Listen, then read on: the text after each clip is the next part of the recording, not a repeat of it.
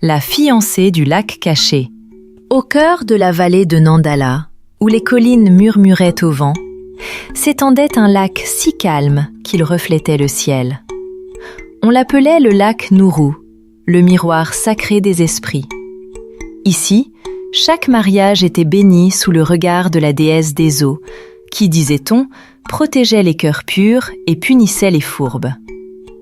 Parmi les habitants de Nandala vivait Zalia, une jeune femme d'une rare beauté et d'un tempérament fougueux. Elle était promise à Kato, un humble forgeron dont les mains forgeaient armes et espoir. Leur amour était comme un battement de tambour, régulier, fort et vibrant. Tout le village attendait leur union, car on croyait qu'elle apporterait la bénédiction à tous. Mais toute joie a son ombre. Une vieille règle liait les cœurs de Nandala. Aucune mariée ne doit contempler son reflet dans le lac avant sa nuit de noces, sous peine de voir son âme appartenir aux eaux. Les anciens prononçaient cette règle d'une voix tremblante, car ils se souvenaient des légendes de jeunes mariés disparus sous les flots. Parmi ceux qui souriaient au bonheur de Zalia, se trouvait sa cousine Mira, au visage doux, à la voix feutrée, et secrètement rongée par l'envie. Car Mira aussi aimait Kato, mais son amour s'était mué en amertume. Et lorsque la jalousie s'insinue dans le cœur, elle murmure plus fort que la vérité. À la veille du mariage, Mira rendit visite à Zalia et lui adressa des paroles mielleuses. « Cousine, dit-elle doucement, tu devrais voir comme la lune illumine ton visage.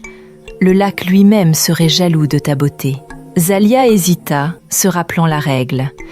Mais l'orgueil et la curiosité sont des lames acérées.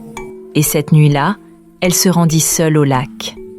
Zalia s'agenouilla près de l'eau calme et sourit à son reflet. Mais soudain, son reflet cligna des yeux. Avant qu'elle puisse bouger, l'eau ondula et une main froide et invisible l'entraîna sous l'eau. Le lac engloutit son cri, puis le silence. Au matin, seul son voile de mariée flottait près du rivage. Les villageois gémissaient et Mira pleurait plus fort que tout. Mais au fond d'elle, elle souriait, persuadée que son secret était en sécurité sous les vagues. La forge de Kato s'est refroidie, son cœur plus froid encore. Il vit Zalia debout sur le lac, les yeux emplis de tristesse. « Kato, murmura-t-elle, je suis prisonnière.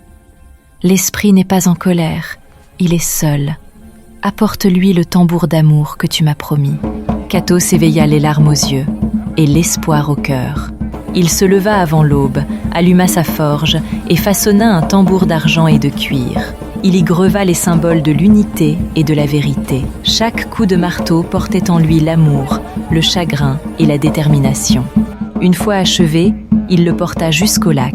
Tandis qu'il frappait le tambour, le son résonna dans la vallée. Le lac scintilla et commença à s'élever comme du ver vivant. Alors, elle apparut, Zalia, surgissant des eaux, main dans la main avec un esprit de lumière.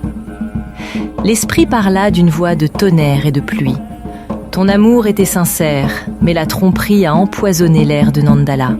Celle qui a trompé devra affronter son reflet.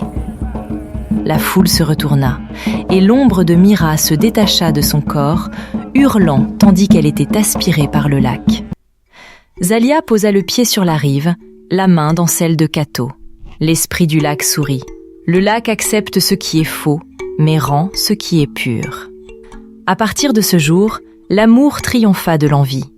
Chaque année, les amants retournaient au lac Nuru pour rendre grâce, et lorsque la lune se levait, les eaux scintillaient, comme si l'esprit lui-même dansait au rythme de leur cœur. Si vous avez apprécié cette histoire, n'hésitez pas à liker, commenter, vous abonner et partager. Pensez aussi à activer les notifications pour être parmi les premiers à découvrir le prochain épisode.